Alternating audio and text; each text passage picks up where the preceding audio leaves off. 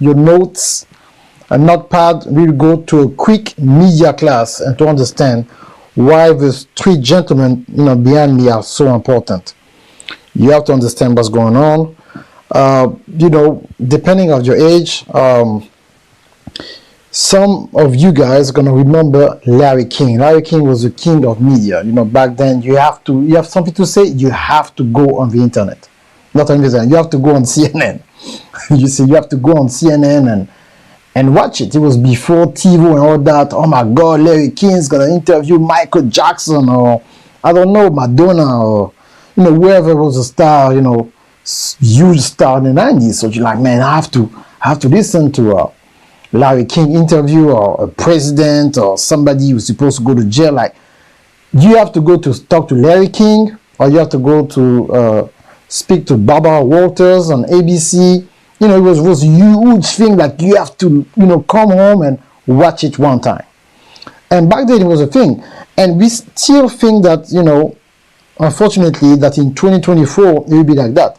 The reason why behind me there is Isaac Hayes III is because I watch him. He's a CEO of Fanbase, and I believe he needs to be part of every conversation when it comes to black media. From now on until the end, you need to be part of every conversation. There's a lot of black voices in media, but we talk about ownership.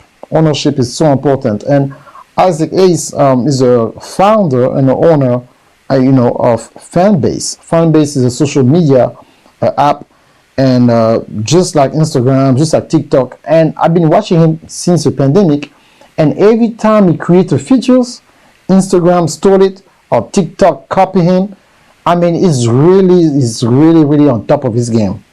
And the reason why I'm talking about that is, of course, you watch the Cat Williams interview on Club Shay Shay, and I want to share some numbers so you can understand the power of this interview and what it means for black media, for black hosts, but most important, the power of our black voices. So we have to understand that we cannot continue just playing small when Isaac Hayes, in a lot of his videos, always saying that we have the power. And I've been preaching the same thing in French and English since 2008, that we cannot just rely just on those free platforms. We have to own our content, and because people want to watch us, we will control the entire narrative when it comes to who's going to pay for ads and all this kind of stuff. Okay, so I want to be sure so people can digest that video and share it everywhere. Okay, very important. So